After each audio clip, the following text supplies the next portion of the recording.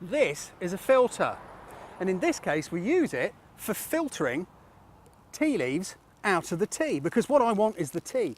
What I do not want are all those nasty brown tea leaves. Believe it or not, a photographic filter is very, very similar to the tea strainer in that it strains out or filters light from areas of the picture where you don't want it. For example, the Lee Filters building behind me here has got a really, really bright sky going on. But if I pop a neutral density grad filter across the front of the camera here, you should be able to see I can filter out some of that brightness in the sky, and it makes a hell of a difference. Now, I know part of my face is dark, it's because it's encroaching into the area that's being filtered.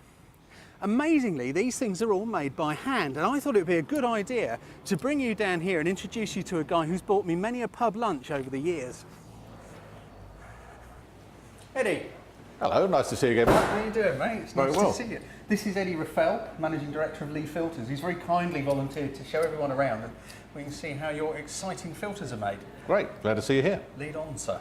Come this way, please. Go on.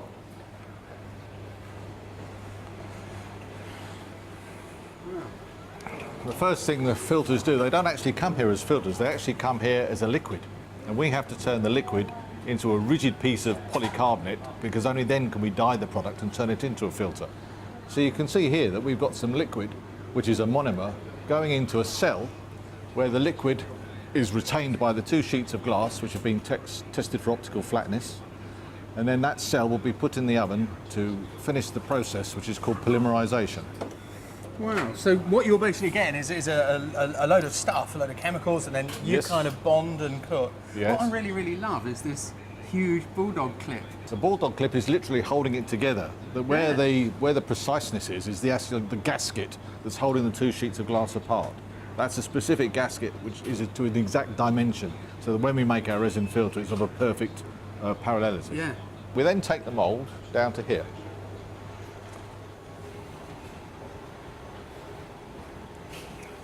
The mould, cooker. this is a cooker, an oven, and I'm sure things like this can be used for making bread, although we wouldn't recommend that here. A load of cells will be placed at all the different levels into the oven, and the oven door is closed, and we currently run a cycle which is just short of 2 days. But because we are endeavouring to try and increase our output, because there's been a lot of demand for filters recently, we're trying to get the cycle time down to a day, which will enable us to increase our output quite significantly.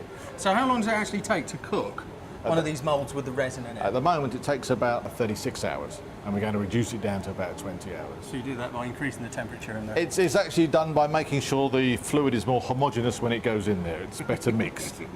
And by doing Just that... like your milk. Yeah. Oh, hello, what's your name? Paula. Hello, Paula. So this is a sheet of resin that's been cooked in the oven that you prepared earlier. Yeah, we prepared 48 hours ago. Brilliant. It's almost like a giant schoolboy chemistry set, isn't it? Do you want to do it like that? I don't mean to belittle it could be the film, reviewed but in that it is, way. you know, it's like... The process of making resin is quite old. They've been doing it for quite a few years. This is the same material that's used for the glasses that are not made from glass, or for the lenses that go in your eye. Thank you very much, Paula. And there's our resultant resin sheet, which started off as a liquid 2 days ago. That's fantastic, isn't it? That's really quite exciting. Come on then. So and from there, how do we get all these gradations and colours and all that kind of stuff? We then go that? into another part of the factory where we have various employees who will actually dye the product and allow dye stuff or colour to pass into the resin material. Shall I show you? Lead on, sir. Thank you. And obviously the next stage is we have to get this tested to make sure it's perfectly flat. Because a pumpy filter would be about as much use as a chocolate teapot. I totally agree with you. I totally agree with you. I've not thought of it in that way before. I'll pass this over to Lee. Lee, would you mind testing that for us? Hi. So come on then, how do you make sure it's flat? What she's actually doing here is she's putting the filter in front of a telephoto lens, which is looking at a very small target. And by looking at the result on the TV screen, you can very easily see any movement that could be caused by a filter that had any imperfection in it. So you'd actually see like a little snag or something on that screen? You'd see the whole image move, and as though you were trying to look underwater. It would really go out of focus quite badly. Gotcha. Which of course is going to be critical for It is. Thank you. optical quality. Thank you very much, Lee. Okay, so it's come out of there, we're optically secure. Okay, and now For want of a better word. And now we need to know how hard the filter is, because a filter that's too soft is of no use, and a filter that's too hard from a manufacturing point is no use. But you wouldn't want to put a soft filter into a lens holder on a camera, because it would bend all over the place. Yeah, of course. So we need to go and check that. Right, we're going to go and bang it with something. So if you're going to bash it with a hammer to see how hard it is, can I have a go? Oh, of course you can. We actually got a hammer here if you'd like to do that. Rubber, Eddie, that's cheating. Well, we actually use a slightly more sophisticated method. This is a hardness tester. We're pressing down a spike actually into the edge of the resin, so we can see the spike is actually hidden up under here. Yeah, I can see those little holes. It's going to make a little dent, and what the machine's doing is measuring how far the spike is actually going in for a measured amount of pressure. That's what Emily's doing here with the machine. And that's to make sure that each piece of resin is up to hardness that it can withstand being used, and it's not going to bend around. And it's of the right hardness to be useful in our system of dyeing as well. So if would you like to just test this one for us, Emily, to see if it's okay? Thank you very much. We're following the life of a piece of resin, and you're instrumental in that journey. They'll do tests at the 4 corners because that makes sure the whole sheet is actually homogeneous all the way around. We obviously don't put it tested in the middle because you wouldn't want a filter with a little dent in it in the middle, would you? Really, no. Thank you very much. Lovely, Emily. thank you for that.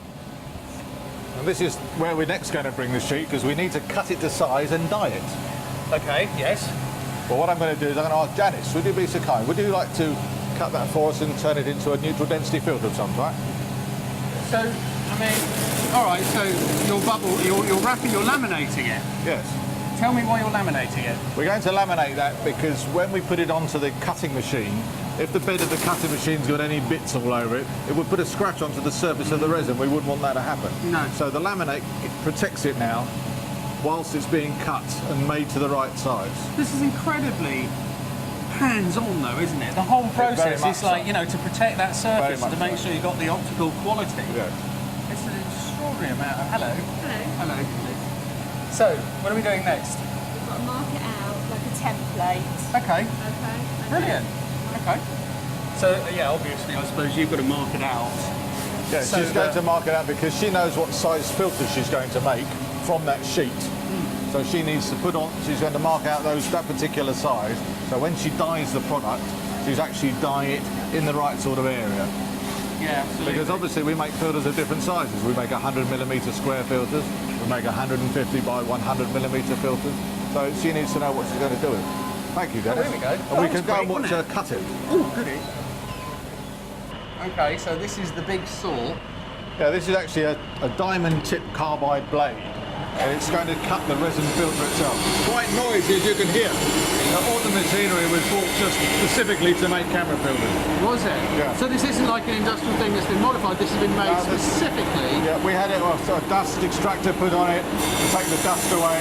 We have a special blade on it. So now we've trimmed off all the edges of the filter because we don't really wish to dye the edges. Yeah. Because the edges will not be of a uniform nature. So we want to just dye the centre of the filter, which gives you the best possible camera filter. Thank you, Janice. Lead on, Eddie. Let's go this way. So what's happening now then, Eddie? What Janice is doing is she's actually marking it up so she knows what part of the filter she's actually going to use. As you can see, she's marking the edges of the filter so she knows where the graduated part of the filter is going to appear. Got it. And that gives her a clue when she's dyeing it in the tank. When she's dunking it. Oh, here we go, look, dunking. I love this bit.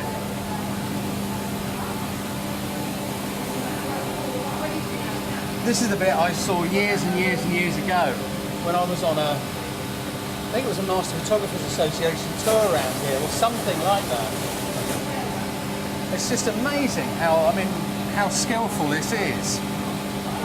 Because you haven't got a microphone, I'm going to just share my microphone. How long have you been making these? I've been here 23 years. Have you? Yes. Dunker, yeah, are you a dunker? Is that what your Yes. job title is? That's not dunker, it's a resin dyer. A resin dyer? Yes. This is pretty amazing. The skill which must go into it. So when you're making, say, a hard grad or a soft grad, you obviously dunk differently Yes. to when you're making a... Yeah, with a hard you only slightly move it, with a soft you're moving it a lot more, so So- you get the softer effect at the top. So this is a soft grad? No, this is a hard. This is a hard grad? Yes. Shows what I know. You only move it slightly with a hard. What kind of temperature are the dyes at? At 90 degrees, so it's supposed to be 10. the tins are. Are they? 90 degrees Yeah. centigrade. Yeah. And that slowly kind of soaks into the... Into the sheets, yeah. It's quite amazing. So do you have an innate sort of like natural feel for, I think this one's about cooked now? Yeah, I suppose with experience, I think you can just pick it up with knowing whether you're dark enough or not. Yeah. Look at that, it's taken up colour already. Just see the beginnings of a gradation going on behind it. I don't know if you can see that in the camera. Can you turn that so to get here? Eddie's shirt. Eddie, come and model for us.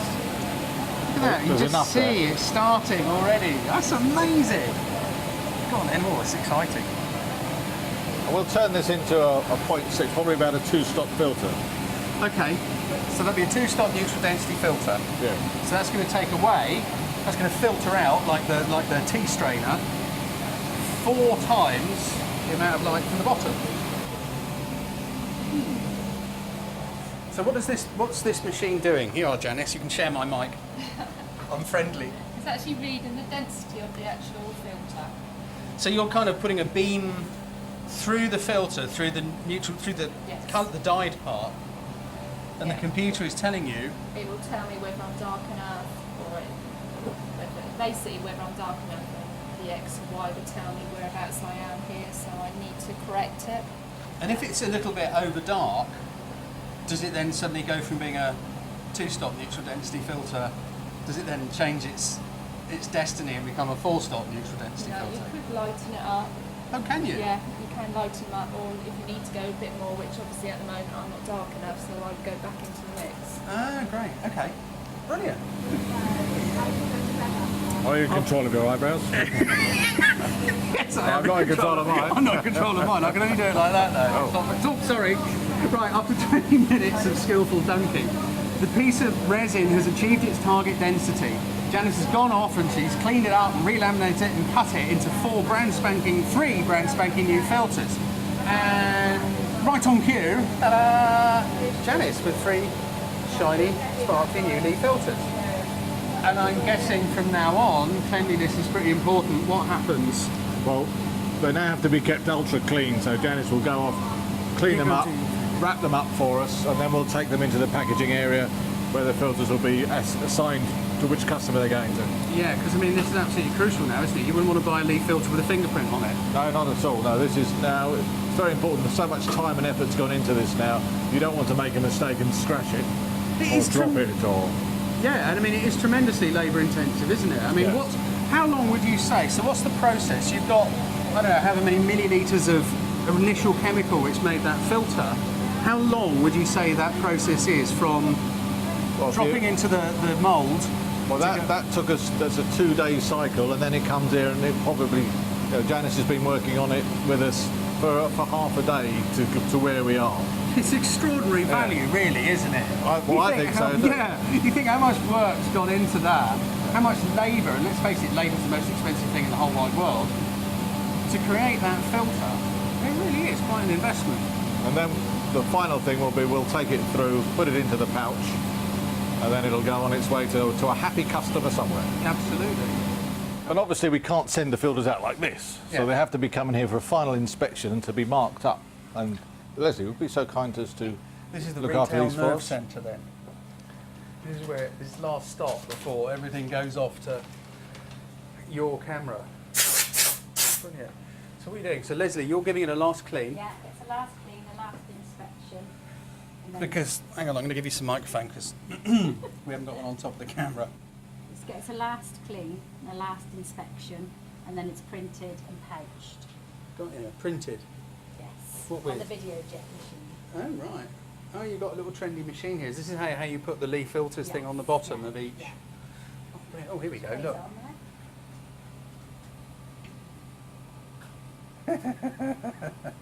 That's pretty cool, isn't it? Can I borrow that? Hang on. Yeah. Can I just, I don't know if you can see that. Look. It's a little, if I hold it against my shirt, there's a little tiny lead thing on there. Isn't that cool? Isn't that good? Bet you wish you had one. There you go. Giving that back to you.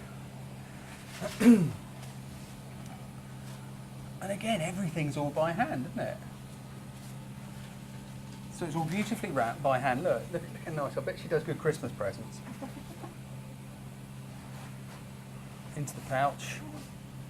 And there we have it. Thank you very much. That's for me, you see it. You may. May I? Yes, that's all God, right. that'll call that And long. where was the invoice going to? Yeah, I was waiting for that one. Yeah, I'll buy you lunch. Okay. So there you have it. That is how your Lee filter comes to be in that little pouch through all these amazing people's hands with an awful lot of skill and hard work.